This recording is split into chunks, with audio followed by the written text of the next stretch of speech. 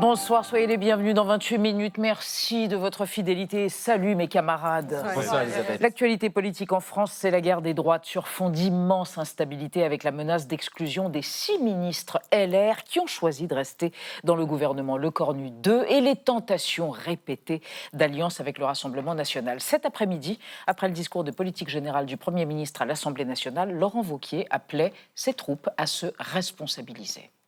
Est-ce que nous voulons tout détruire ? Ou est-ce que nous sommes capables de faire des efforts juste un an avant qu'il y ait la campagne présidentielle? Nous ne censurerons pas un gouvernement a priori et nous ne ferons pas partie de ceux qui feront tomber les premiers ministres. Quelle est la stratégie des LR? Vit-on la fin du front républicain? S'achemine-t-on vers une union des droites LR et RN au prochain scrutin, à commencer par les municipales de 2026? On en parlera ce soir et puis on vous retrouvera évidemment Marie Bonisseau et Xavier Mauduit dans la troisième partie de l'émission. Et je crois qu'on voyage avec vous. Direction le Mexique, Elisabeth, parce qu'un nouveau musée consacré à Frida Kahlo vient d'ouvrir au Mexique. Alors il y avait déjà la Maison Bleue, et ben maintenant, deuxième musée, la Maison Rouge. On va faire un petit tour à Coyoacán avec Frida Kahlo. C'est effet waouh, garanti. Assorti aux deux maisons, Xavier Mauduit. Et vous, Marie? Moi, ce soir, je vous livre un secret d'athlète que je ne suis pas. Si vous voulez lutter contre les crampes, on vous conseille de boire cul sec le jus du pot de cornichon. Il paraît que ça marche. C'est une blague? Non, c'est peut-être un peu placebo, mais ça marche. À tout à l'heure. Et pour commencer, on va se projeter dans 4 siècles pour imaginer à quoi pourrait ressembler la biodiversité en France après une 3e guerre mondiale et une ébullition climatique hors de contrôle. Les insectes du futur. Le paléontologue Jean-Sébastien Steyer les a imaginés. Il est expert en biologie spéculative. Alors face aux géognates, à l'araignée volante ou à la libellule géante, nos descendants ne devraient pas en mener large. Explication avec images chimériques tout de suite.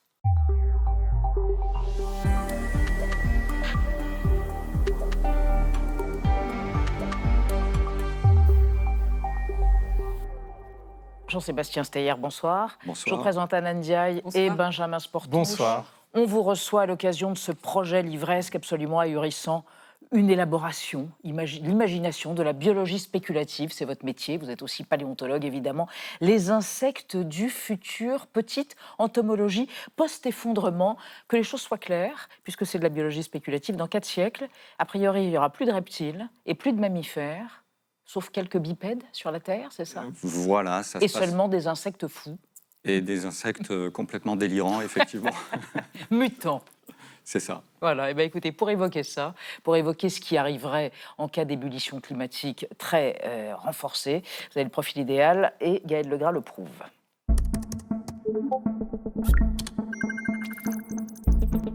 Jean-Sébastien Steyer, vous êtes paléontologue. Vous étudiez les fossiles pour comprendre l'évolution des espèces. Aujourd'hui, vous publiez Les insectes du futur. Alors, le passé nous aide-t-il à dessiner l'avenir? Pour répondre à cette question, vous avez le profil idéal. Rattaché au Muséum d'histoire naturelle de Paris, vous traversez matin et soir la galerie de paléontologie pour rejoindre votre bureau.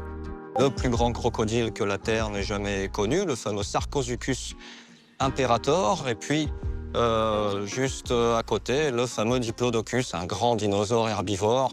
Si l'on pense d'instinct aux dinosaures lorsqu'on évoque la paléontologie, vous avez préféré vous spécialiser dans la période qui précède les brachiosaures, vélociraptors ou autres Tyrannosaurus rex.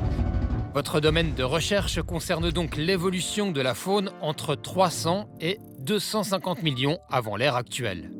On s'arrête à cette vitrine-là qui correspond à un stégocéphale.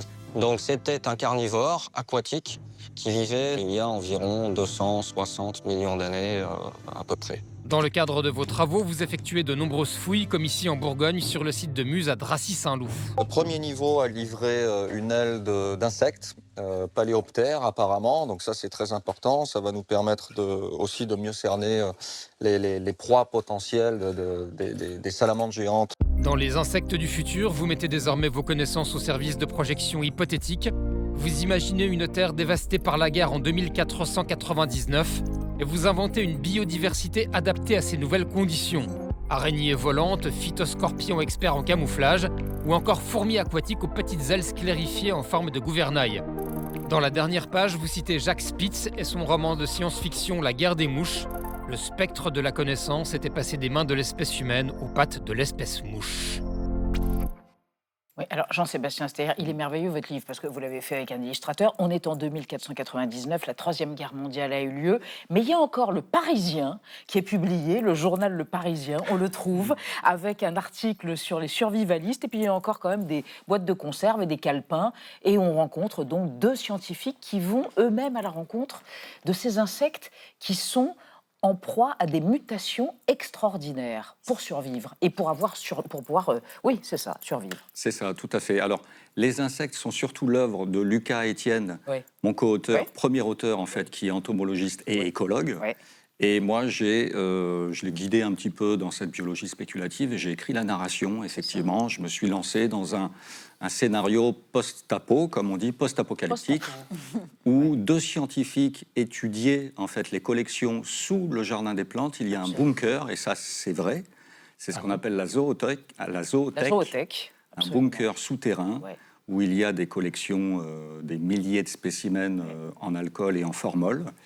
Et ces scientifiques-là sortent après un cataclysme mondial et partent à la découverte de ces insectes fabuleux du futur. Et alors, ils sont frappés, par exemple, par des insectes qui se livrent à une sorte de mimétisme végétal des insectes qui se déguisent en plantes. Exemple, scarabée. Oui. Alors, baie s'écrit B-A-I-E, bien sûr, et pas scarabée Jeu de mots. dont on connaît l'orthographe. Jeu de mots, mais quoi? Pour pouvoir survivre? Voilà, en fait, on a repris un petit peu les clés Oui. des grands traits adaptatifs que l'on observe dans la nature actuelle et dans le passé aussi. Et dans le passé? Et on a transcrit ça en fait dans le futur. Donc vous avez des scarabées qui imitent en fait des petites baies pour être mangées par des oiseaux, Oui. et puis juste avant d'être mangés, ils attaquent. Vous avez des scorpions dont la queue est en forme de feuille pour attirer d'éventuels herbivores survivants également, pour les piquer et les manger. Le millichène. Alors, ce n'est pas le mille-pattes, mais c'est le mille-pattes qui aurait muté et qui se serait associé au lichen. Au lichen, c'est Au ça. lichen, pardon, je prononce mal. Au lichen. Non, mais ça, le lichen, c'est bien aussi. Merci de votre indulgence. En fait, on n'a pas fait que du mimétisme. On s'est amusé aussi avec les phénomènes de symbiose. Oui. Et ils sont très importants en fait dans l'évolution du vivant. On s'est amusé avec des phénomènes de parasitisme, de gigantisme aussi. Donc on a repris un petit peu tous les grands traits. Et puis les insectes, c'est environ 380 millions d'années d'évolution avant nous. Et même si l'humain les traite très mal aujourd'hui, on parle de 80% d'extinction. Mon collègue Philippe Grandcola du Muséum d'histoire naturelle à Paris parle de 80% d'extinction. Ils seront sans doute là après nous. C'est ça. Et nous survivrons. Et il y en a qui sont flippants quand même, comme la libellule géante, par exemple. Ça vient d'où? Ça vient quand même pour partie de votre imagination, vous qui avez été un ancien joueur de jeux de rôle. C'est là que vous avez puisé quand même toutes ces formes, ces couleurs, cet Oui, imaginaire. alors, j'ai demandé à Lucas de le faire encore un peu plus gros. Là, je crois qu'on est à 2 mètres ou 3 mètres de long. Alors, c'est une sorte de larve, en fait, de libellules qui sont, dans la réalité, aujourd'hui, très, très voraces. Ce sont des larves aquatiques qui ont, en fait, un masque, ce qu'on appelle un masque, c'est-à-dire une mâchoire extensible, un petit peu comme le monstre Alien. Et on l'a imaginé, en fait, cette libellule géante du futur, ce qu'on appelle, nous, néoténique, c'est-à-dire qu'elle conserve une morphologie de larve et elle est terrible, en fait. D'ailleurs, elle s'appelle Tyrannognathus, c'est-à-dire la mâchoire terrible en grec. La mâchoire terrible. Alors, on va évoquer avec vous, Jean-Sébastien Steyer, et avec Anna, une alerte rouge qui a été lancée par l'UICN hier, je crois, à propos des papillons et des abeilles sauvages en Europe et de leur extinction, de leur biomasse. Oui, cette liste de l'Union internationale pour la conservation de la nature, elle vient d'être publiée et elle est très préoccupante. Il y a 10 ans, il y avait 37 espèces de papillons qui étaient menacées. Aujourd'hui, on en compte 65.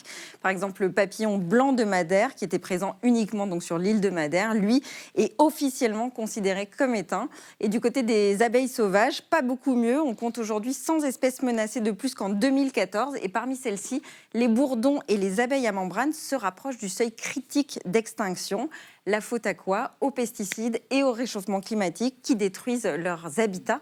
Alors dans votre livre, on le voit, les insectes ont survécu, alors que dans la réalité, ce n'est pas franchement le cas. Est-ce que vous pensez qu'on peut encore rectifier le tir? Tout dépend de nos actions actuelles. En fait, je pense qu'il y a urgence, effectivement, et le problème, c'est que tous les insectes dont vous venez de parler, ce sont des pollinisateurs qui pollinisent nos cultures, les insectes aèrent aussi nos sols. On est en train de se tirer une balle dans le pied. Et dans la même veine, il y a une autre étude qui est parue aujourd'hui, 160 scientifiques qui affirment qu'on vient d'atteindre un point de bascule avec le dépérissement généralisé du corail. Est-ce que ça, c'est quelque chose qui vous inquiète également? Oui, aussi, bien sûr. Donc là, on est en domaine marin. On voit que toutes les grandes stabilités, toutes les grandes espèces en fait, qui composent la base ou qui composent en général nos écosystèmes sont atteints. Par diminution, en fait, réduction des populations jusqu'à des effets seuil où il n'y aura plus assez de brassage génétique pour permettre en fait la survivance, on va dire, de l'espèce. On évoque une 6e extinction qu'on serait en train de vivre. Vous êtes spécialiste d'une extinction qui a eu lieu il y a plusieurs centaines de millions d'années, au moment du Permien, sauf que cette extinction s'est déroulée sur une échelle temporelle qui n'a rien à voir avec ce qui se passe depuis l'ère industrielle et qu'elle n'avait pas une cause anthropique, elle n'était pas liée aux activités humaines. Oui, c'est ça. Est-ce qu'en tant que scientifique, paléontologue, qui étudie donc les fossiles pour comprendre ce qui va se passer dans l'avenir, est-ce que vous êtes pessimiste, Jean-Sébastien Steyer? Ou est-ce que vous continuez à vous projeter avec une sorte d'imaginaire et d'enthousiasme dans le futur? Oui, je pense qu'il faut rester optimiste, mais en même temps réaliste. Et quand on est réaliste, ça veut dire quoi? Ça veut dire que quelque part, finalement, il y aura toujours des espèces qui survivront et que peut-être, il y aura une autre écologie qui va se mettre en place?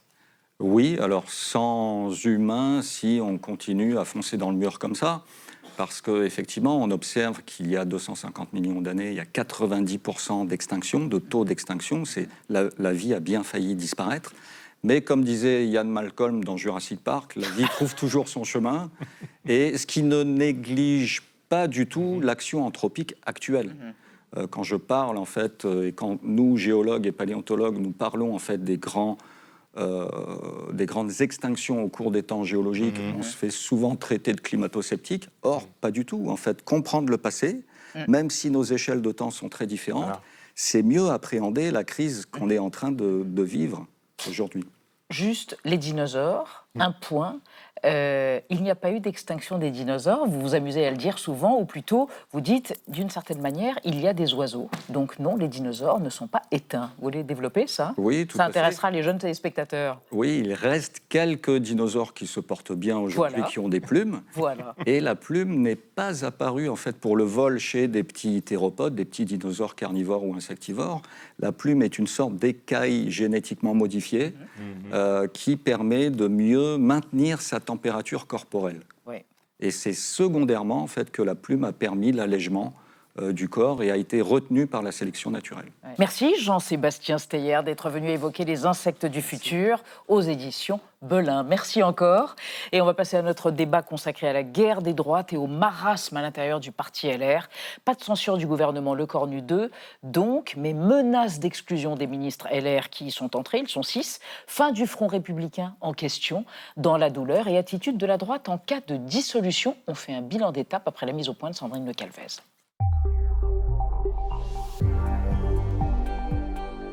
Premier conseil des ministres ce matin pour le gouvernement Lecornu 2. Tout sourire, dossier sous le bras. Rachida Dati, ministre de la Culture, et Annie Genevard, ministre de l'Agriculture, entrés au gouvernement comme 4 autres LR contre l'avis de la direction des Républicains. Un bureau politique du parti pourrait les exclure dans les prochains jours. Les 6 ministres qui sont rentrés dans ce gouvernement sont montés dans un train fantôme. C'est quand même risqué de renier ses convictions. Des convictions, mais lesquelles? Le parti de Bruno Retailleau, ministre de l'Intérieur démissionnaire, se déchire en ce moment. Deux courants s'opposent pour schématiser les députés qui appellent à continuer à travailler avec la Macronie et les sénateurs qui veulent prendre leur distance, quitte à se rapprocher du RN. Roger Carucci, par exemple, plaide ouvertement pour une union des droites. Il appelle à voter pour le RN en cas de duel contre la France insoumise. Sans état d'âme, parce que pour moi aujourd'hui, c'est LFI qui n'est plus dans l'arc républicain. Et moi j'affirme et je confirme que je pense qu'aujourd'hui, le RN est dans l'arc républicain. Les LR sont-ils en train d'enterrer le front républicain contre l'extrême droite? Il y a quelques jours, Bruno Retailleau appelait à ne pas voter pour la gauche lors d'une législative partielle dans le Tarn-et-Garonne, ce qui a permis dimanche à ce candidat de l'UDR, le parti d'Éric Ciotti, allié du RN, de remporter le scrutin qu'il opposait à une candidate socialiste. Éric Ciotti a eu le courage de casser ce mur, de parler d'union des droites de la République. Et je pense qu'aujourd'hui, on voit qu'elle est en marche.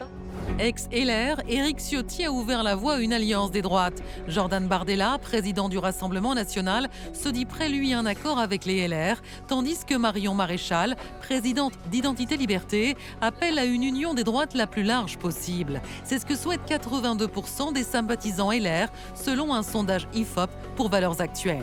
Alors la droite, qui par le passé, au nom de son héritage gaulliste, a toujours officiellement refusé toute alliance avec le Front National, va-t-elle franchir le pas ?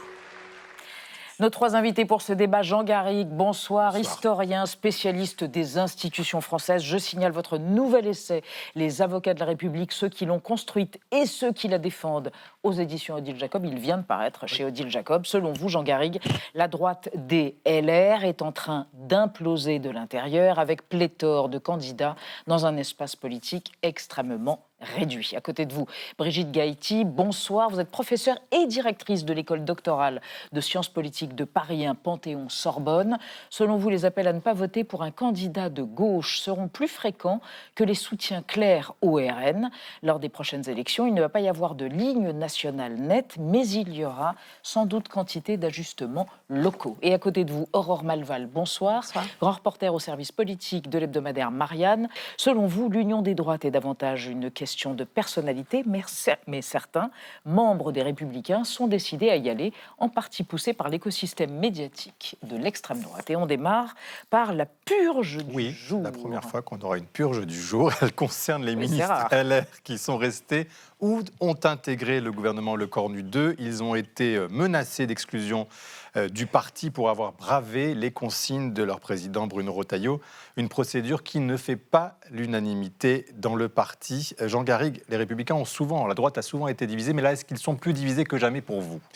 Alors, c'est vrai, vous avez raison. D'ailleurs, René Raymond, notre maître à tous, identifiait trois traditions de droite. Mais là, c'est même pas ça le problème. C'est même plus des distinctions idéologiques ou des héritages.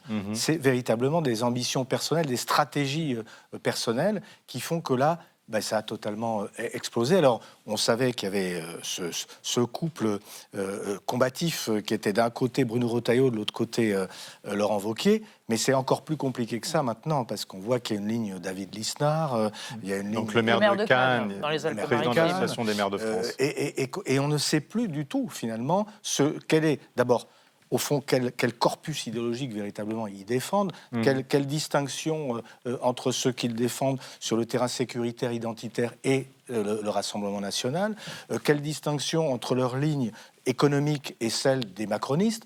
Bref, leur identité est menacée et puis leurs stratégies sont diverses. Donc, moi, j'appelle ça une implosion. Oui. Brigitte Gaïti, pour vous aussi, il n'y a jamais eu autant de sections, de tendances au sein de la droite ? Alors, moi, je dirais que c'est une configuration qui pousse à l'émiettement depuis assez longtemps, en fait. C'est pas, depuis 2017, de façon très nette. Puis même, on l'avait connu avec Fillon-Copé, par exemple. Voilà, donc c'est pas quelque chose de nouveau en soi. Ce qu'il y a, c'est qu'actuellement, il y a quelque chose d'assez nouveau, mais qui ne concerne pas que la droite, qui est que...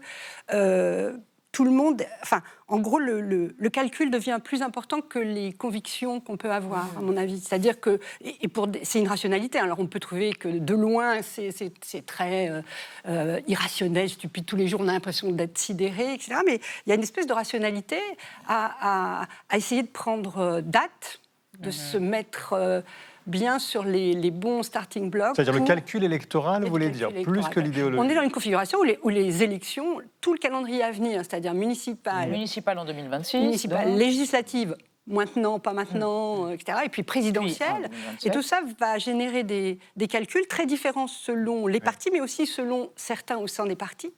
Bon, on y reviendra, mais bon, voilà la façon dont les députés ont une position très particulière aujourd'hui. Et Aurore Malval, à propos des 6 ministres menacés d'exclusion par LR, il y en a 2.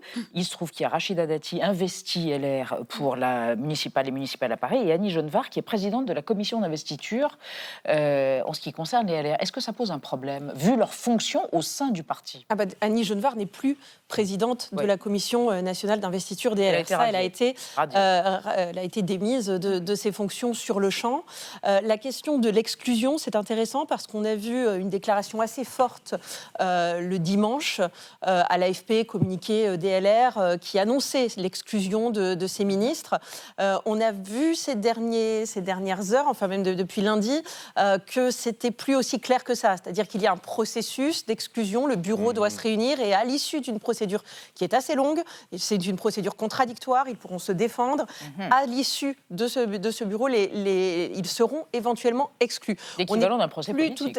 Oui, mais alors moi, j'y vois plus la marque qu'on n'est plus sur l'intransigeance tout à fait des débuts, en tout cas des premières déclarations de Bruno Retailleau. Alors, est-ce que ça veut dire qu'il met de l'eau dans son vin? Donc voilà, mais on est un petit peu au milieu du gué. D'accord. Alors, face à cet émiettement de la droite, vous avez évoqué ce mot, il est fort. On va évoquer avec vous et avec Anna le cas d'un homme qui se pose en sauveur de la droite, Édouard Philippe. Un rassembleur, en tout cas. Oui, Édouard Philippe, actuel maire du Havre. Je le rappelle, il a quitté les Républicains en 2017 pour devenir le Premier ministre d'Emmanuel Macron. Une trahison qui est d'ailleurs encore difficile à accepter par certains membres LR. Et ce même Édouard Philippe qui a ensuite créé son parti Horizon en 2021 et qui, depuis, met tout en œuvre, des interviews, des meetings, pour apparaître aux yeux des Français comme le seul homme capable de représenter la droite en 2027, et ça semble fonctionner puisqu'il dépasse les autres ténors de droite dans les sondages. 22% d'intention dans le dernier sondage Ipsos La Tribune de samedi dernier, contre 20% pour Bruno Retailleau et 19% pour Gérald Darmanin. En revanche, sa ligne politique reste encore un peu floue. Alors, lui se revendique d'une droite libérale, et il détaille d'ailleurs ses chantiers dans son livre qui est paru au mois de juin. L'école, le modèle social, la réforme de l'État. Il a une idée bien précise sur les retraites. Pour lui, c'est très clair, il faut travailler plus. Et à une époque, il parlait même de travailler jusqu'à 67 ans. En tout cas, sa promesse générale, et là je le cite, c'est de rétablir l'ordre dans nos comptes et dans la rue. Sauf que certains à droite lui reprochent justement de ne pas être assez à droite sur les sujets qui touchent à l'immigration et à la sécurité. Il s'en est défendu, lui, lors d'un meeting, c'était à Marseille au mois de mai.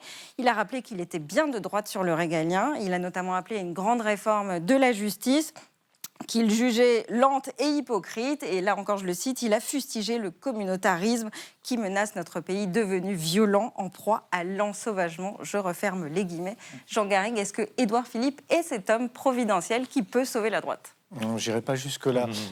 Non, il a quand même un péché originel aux yeux des militants et des électeurs de droite, c'est d'être associé à Emmanuel Macron. Et c'est la raison pour laquelle il est en campagne déjà depuis plusieurs mois, et c'est la raison pour laquelle il a pris ses distances de manière très récemment, mais de manière très forte, en demandant quasiment la démission du président de la République, présidentielle anticipée.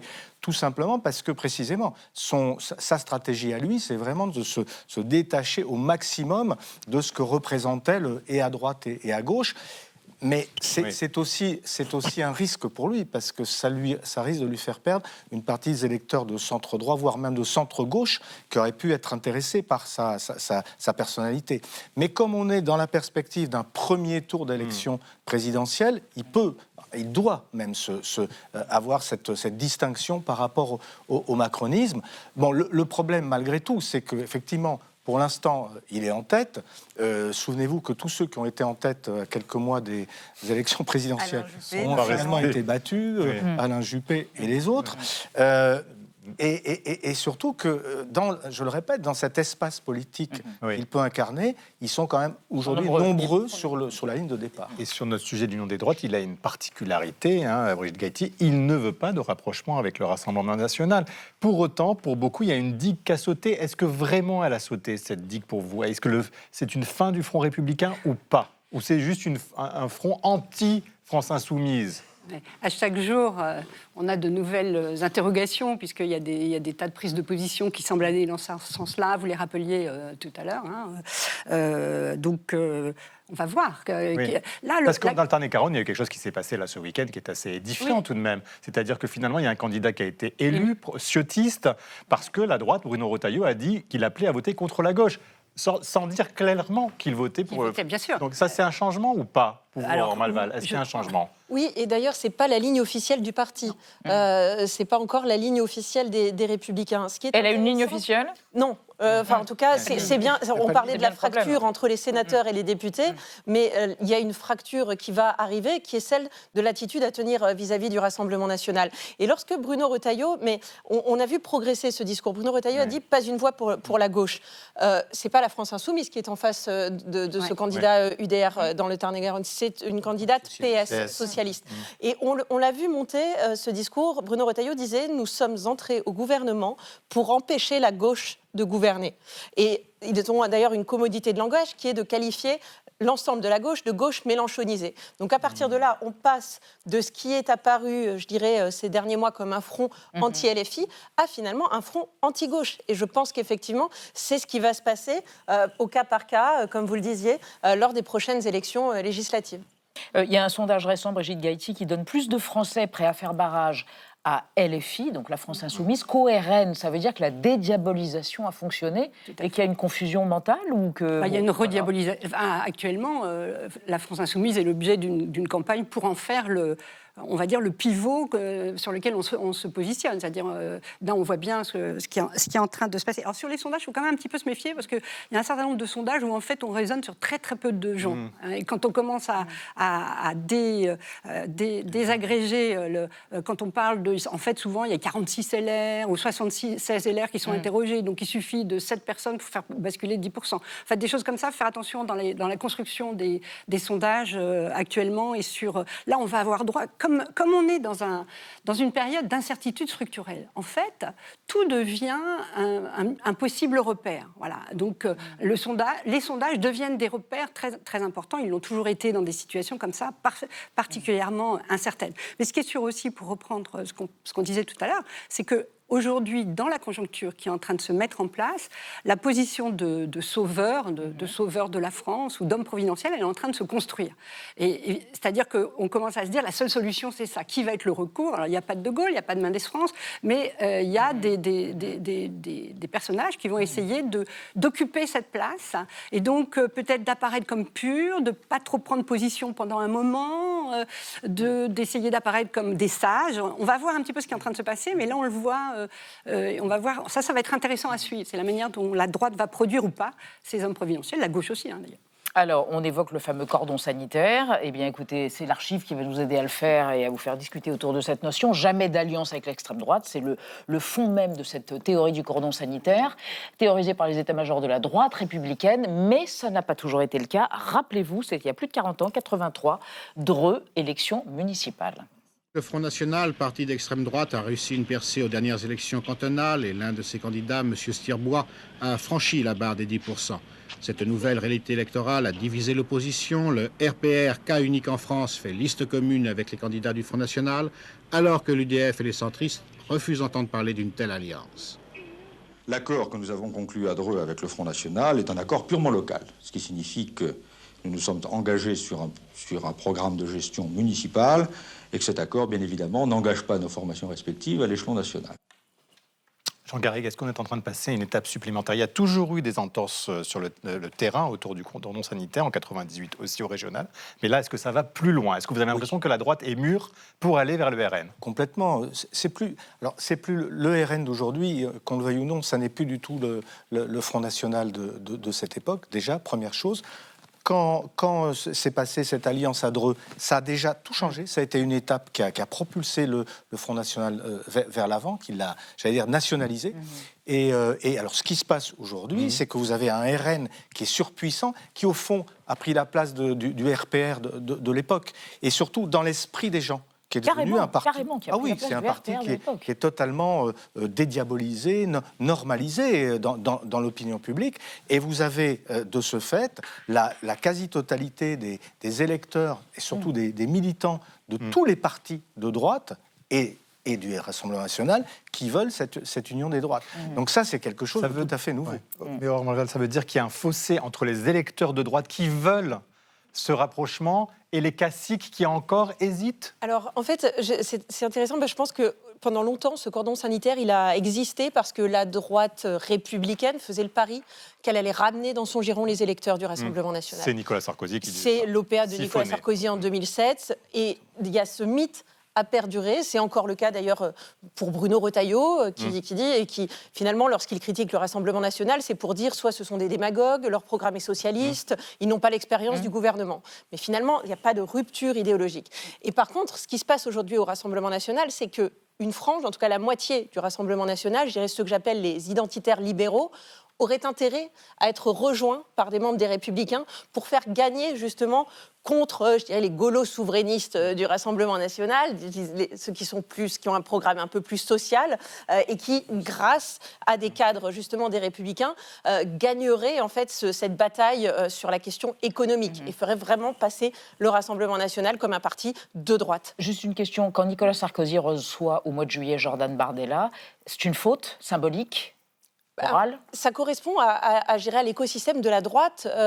Comme je dis, tout l'écosystème, et notamment médiatique de la droite et de l'extrême droite, pousse pour cette union des droites. Quand on voit Nicolas Sarkozy, qui est interviewé par le JDD en longueur pour commenter sa condamnation, JDD, Valeurs Actuelles, etc., tous ces médias poussent pour cette union des droites. Et Nicolas Sarkozy, quelque part, en étant à la fois encore une sorte de figure totem de la droite, mais qui est un petit peu en dehors et qui s'intéresse en fait à voir comment cette recomposition se déroule. Ça embête aussi les caciques de la droite républicaine, les Bruno Retailleau, qui se sont étranglés à ce moment-là. Brigitte Gaëty, sur quel programme il faut se rapprocher? Est-ce qu'il y a de fait maintenant plus de frontières sur les principaux thèmes que sont l'immigration, la sécurité et pas que, et l'économique ou pas? Est-ce qu'il y a des terrains de rapprochement clairs? C'est considérablement rapproché sur l'immigration, ça indéniablement. Et sur le reste? Et sur le reste, on retrouve ce qui vient d'être dit est assez juste, c'est-à-dire des différences sur le social, sur peut-être même les questions de société, l'avortement, des choses comme ça. Il peut y avoir un peu des différences, d'ailleurs, qui fracturent autant le RN que la droite, disons, classique républicaine. Donc, mais vraiment, là, il y a une droitisation du débat, de toute façon, depuis quelques années déjà. Oui, complètement d'accord. Et vous aurez observé qu'un Jordan Bardella, par exemple, sur les questions économiques, se rapproche singulièrement des positions des Républicains. Donc on voit bien, les Républicains ont quasiment adopté, sur les questions d'ordre, de sécurité, d'immigration, la position de la rhétorique. Oui, c'est ça, la rhétorique du Rassemblement national. Et si vous voulez, le discours de Laurent Wauquiez, tout à l'heure, en réponse à Sébastien Lecornu, à l'Assemblée nationale, il cochait toutes les cases d'un discours du Rassemblement national, sauf évidemment sur la question économique, où pour lui, le Rassemblement national, ce sont des socialistes, mais on voit bien qu'avec un Jordan Bardella, des rapprochements sont possibles. Justement, puisque vous parlez de Jordan Bardella, le RN a longtemps été frileux, une union des droites. Il tend aujourd'hui clairement la main aux Républicains. C'est le cas du président du RN. Lorsque, il y a un an, le président de la République a annoncé une dissolution, nous avons fait le choix responsable, je crois, de tendre la main au président des Républicains, Éric Ciotti, qui a accepté avec beaucoup de courage. Et nous sommes évidemment, nous, prêts à tendre la main. Nous serons toujours prêts à accueillir en notre sein des gens qui viennent d'autres formations politiques sur la base d'un projet clair, sur la base de l'amour de notre pays. Aurore Malval, ça peut se faire dans le cadre d'élections plutôt législatives ou régionales ou municipales plutôt qu'à la présidentielle, où tout est possible? Tout est possible, mais en fait, je parie quand même davantage sur peut-être des législatives anticipées. En tout cas, ça se passerait très certainement. Et c'est bien pour ça d'ailleurs que le groupe des députés à l'Assemblée nationale ne souhaite pas la dissolution et n'a pas et a accompagné les ministres LR qui sont entrés au gouvernement parce qu'ils ne veulent surtout pas retourner maintenant devant des électeurs et d'être obligés de trancher cette question. Parce que certains le disent et le disent très franchement à droite chez LR, il serait tout à fait possible d'envisager une sorte de plateforme de mesures communes sur, je cite, l'immigration, l'assistanat, je mets des guillemets, enfin, ce sont les vocables qu'ils emploient, et ce serait partagé justement dans le cadre peut-être demain d'une coalition au pouvoir entre les LR et le RN qui mettraient en place ces mesures. Il y a eu un sondage, Brigitte Gaëty, sondage IFOP pour Valeurs Actuelles, 52% des Français favorables à un gouvernement de coalition des droites LR et RN, 82% chez les sympathisants LR. C'est là où le 52% est inquiétant de ce point de vue, c'est-à-dire veut dire quelque chose. Un Français sur deux. Le 82% est peut-être plus contestable du point de vue du chiffre, parce qu'en fait, quand vous désagrégez, vous allez sur des petites populations, et donc vous êtes plus sur 1000 personnes, mais vous êtes... Bon, voilà. Donc peu importe, mais bon, la question là, effectivement, du cordon sanitaire, de la possibilité d'une union des droites, elle est clairement posée. On va voir qui sort de tout ce marasme actuel, c'est-à-dire qu'est-ce qui va sortir comme personnalité à droite, comme à gauche d'ailleurs, et les intérêts qu'il peut y avoir. Moi, je pense vraiment que les calculs et les anticipations qui sont faites aujourd'hui sont plus importantes que les convictions et les programmes, et qui est d'ailleurs un vrai problème pour la démocratie. Mais moi, je pense que malgré tout, les LR iront jusqu'au bout du pari présidentiel. C'est-à-dire ils auront un candidat à la présidentielle et le RN aurait un candidat, parce que sinon ils disparaissent, c'est ça ? Voilà, exactement. Quand vous êtes comme ça dans un même espace politique, c'est évidemment le plus gros qui mange le plus petit. Et donc, eux, ils ont intérêt de toute façon à y aller, quitte à faire un score décevant, mais ce sera jamais plus décevant que celui de Valérie Pécresse. Et donc, moi, je pense qu'il y aura un candidat LR à l'élection présidentielle. Oui, parce que ce qui est nouveau quand même, tout de même, Laurent Valval, pour revenir aussi à ces Français quand ils s'expriment dans les sondages, même s'il faut les prendre avec des pincettes, 58% d'entre eux sont prêts à faire barrage à la France Insoumise contre 46% contre le RN. C'est quand même une mutation énorme de l'électorat, notamment de droite. Alors, je dirais que l'électorat de droite, il a déjà commencé à muter. Quand on regarde ce qui s'est passé en 2024, même en 2022, mais surtout 2024, législatives anticipées, on voit que le Front républicain est déjà mort à droite chez les LR. C'est le Front républicain, il est le fait d'abord des électeurs de gauche. Et là, je pense que ça n'a pas fondamentalement changé. On verra ce qui se passe, je ne suis pas oracle. Ils peuvent être dans l'abstention, ce qui est un peu nouveau aussi. Ils peuvent être dans l'abstention si, effectivement, ils en ont marre de toujours se sacrifier, entre guillemets, au second tour. Mais dans les sondages, en tout cas, ils disent qu'ils vont continuer à faire barrage à l'extrême droite, ce qui, effectivement, n'est pas le cas des centristes aussi. Les centristes, le discours qu'il y a eu, notamment chez les macronistes, de mettre un signe égal entre la France Insoumise et le RN, a effectivement a fait baisser le Front républicain chez ces électeurs-là. Merci infiniment à tous les trois d'avoir débattu et de nous avoir éclairé sur cet émiettement et sur ce qui se passera dans le futur. On va rester dans l'actualité vue par Xavier Maudieu et Marie Bonisseau. Dans un instant, ouverture à Mexico. C'est pas l'ouverture dans un instant, c'est ouverture à Mexico d'un nouveau musée consacré à l'artiste extraordinaire Frida Kahlo, dont André Breton disait son œuvre, c'est un ruban autour d'une bombe. Et côté tendance poilante, les sportifs de haut niveau ne jurent plus que par le jus de cornichon. Mais on ne sait pas pourquoi. Mais d'abord, le mot vedette du jour repéré par Thibault Nolte. Matcha, tout le monde veut cette poudre de thé vert. L'offre ne suit plus. La pénurie menace, c'est entendu. Le matcha existe depuis le XIIe siècle. Vous trouvez le matcha sous toutes ses formes. Alors, le thé matcha, qu'est-ce que ça veut dire? Exactement ce que ça dit. Merci de m'en dire un peu plus. Entendu. La vie secrète des mots vedettes. Matcha, du japonais matsu, moudre, et cha, le thé, traduisible par thé moulu, désigne une poudre de thé vert traditionnellement utilisée à des fins cérémonielles. Exhibée jusqu'à la lie sur les réseaux, incorporée à toutes sortes de boissons, desserts, glaces, cosmétiques et même pizzas, la demande est telle qu'une pénurie de matcha pointe. Le matcha est préparé à partir de tencha, une feuille de thé sensible au chaos climatique, cultivée à l'ombre, avant d'être cuite à la vapeur et séchée. Dans la région de Kyoto, qui produit le meilleur tencha du Japon, la production a doublé en 6 ans et les prix ont bondi de 265% entre 2024 et 2025. Pour produire cet or vert, vendu entre 200 et 700 € le kilo, il faut récolter le tencha 5 ans après la plantation et broyer les feuilles à 40 degrés avec un moulin en granit à 30 tours minute, soit 30 à 40 grammes de poudre par heure. Un processus minutieux qui limite la production de matcha à 7% du thé nippon. La folie matcha tient moins à son goût de foin qu'à son vert éclatant et ses vertus supposées de super aliment. Un blabla marketing pour qualifier les denrées à haute valeur nutritionnelle. Les matcha aficionados prêtent à leur thé ultra riche en antioxydants une infinité de bontés pour l'espérance de vie, l'humeur ou la laine. Le terme matcha apparaît au Japon en 1191 quand un moine bouddhiste de retour de Chine importe la pratique du thé en poudre, cher au zen. Au début du XXe siècle, le matcha est utilisé pour colorer les pâtisseries, mochi, dango, yokan. En 2025, pénurie, inflation, rationnement de matcha sèment la zizanie entre amateurs sur les réseaux. Matcha au risque. Merci Thibault Nolte, Marie Bonisso, Xavier Mauduit. La joie de vous revoir. Non Réciproque. Ah bah bien sûr, j'espère bien. Alors un nouveau musée consacré à la jeunesse de l'extraordinaire peintre Frida Kahlo vient d'ouvrir à Mexico. Vous le connaissez, vous y êtes allés, vous nous y emmenez. Hein, allons-y, direction avec des maisons colorées. Coyoacán, exactement, un village colonial Coyoacán. Nous sommes en 1907 exactement, nous sommes donc dans l'agglomération de Mexico. L'agglomération de Mexico, Coyoacán, c'est là où est née Frida Kahlo. Alors elle est née dans ce qu'on appelle la Maison Bleue, la Casa Azul. Alors parfois vous disiez que non, c'est pas vrai, elle est née dans une maison juste à côté, celle de sa grand-mère.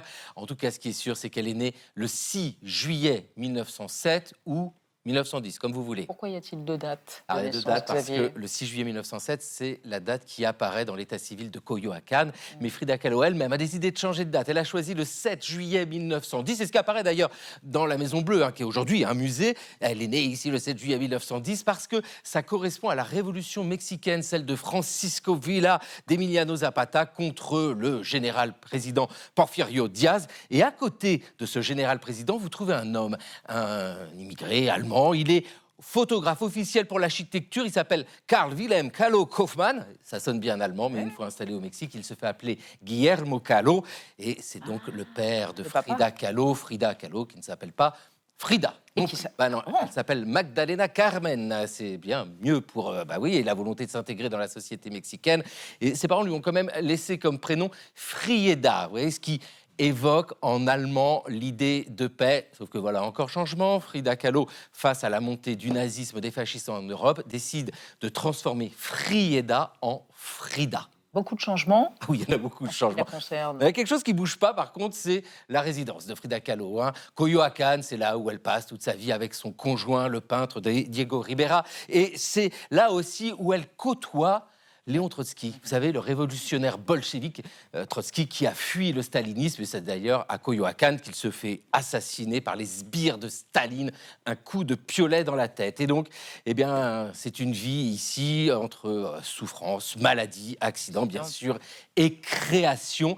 Elle décède à Coyoacán en 1954. Elle a seulement 47 ans. Et d'ailleurs, ses cendres sont toujours là-bas. Elle est décédée dans la Maison Bleue. Ses cendres sont dans la Maison Bleue, un véritable musée. Et vous l'entendez dans cette histoire, il y a une autre maison, c'est la Maison Rouge, donc maison familiale. Ça se trouve juste à côté. Et aujourd'hui, transformée en musée pour celle qui a été, née déjà de son vivant, portée comme un mythe national au Mexique. On connaît ce succès populaire gigantesque. Donc, deux musées pour raconter la vie sombre et colorée de Frida Kahlo. Une vie suppliciée et sublime, et des tableaux sublimes. Merci Xavier. Marie, alors une recette de grand-mère? Ah bon? De grand-mère qui fait fureur chez les sportifs? Racontez-nous. Le jus de cornichon. C'est vrai, c'est The Athletic et le site sport du New York Times qui s'est réjoui du retour du pickle juice, donc le jus de cornichon. Vraiment, c'est ce qu'il y a au fond du pot sans les cornichons, que vous avalez cul sec. On en trouve dans les vestiaires, sur les bancs de touche de la NFL, notamment la Ligue de foot américaine. Ah oui. On en a bu et vu aussi dans plein d'autres sports, sur les terrains de foot anglais. Dans l'enfer du Nord, vous savez, cette course cycliste, Paris-Roubaix. Cette année, le Slovène Pogačar s'est fait un petit shot de cornichon avant d'arriver deuxième. Djokovic, aussi le tennisman, paraît-il, en consomme. La liste est longue. La question surtout, c'est pourquoi? Pourquoi s'infliger cette saumure vinaigrée? J'ai vu votre tête, Benjamin Sportouche. Il paraît que c'est utile, il paraît que ça évite cette crampe là qui vous saisit d'un coup en plein match quand le match s'éternise sous le cagnard, parce que chaleur, humidité, ça les crampes adorent. Et certains athlètes, ils ne sont pas tous au courant, mais il y en a certains qui assurent que le jus de cornichon, ça lutte efficacement contre ce problème en quelques secondes. Sauf que, même si ça fait plusieurs années que ce secret se passe d'équipe en équipe, et ben, la science ne comprend toujours pas comment ça peut marcher. Il y a eu des études, plusieurs études, mais il n'y a pas de théorie qui ferait autorité. Alors, a priori, les scientifiques pensent que la saveur forte de ce jus de cornichon va stimuler les récepteurs de la bouche, de l'œsophage, de l'estomac.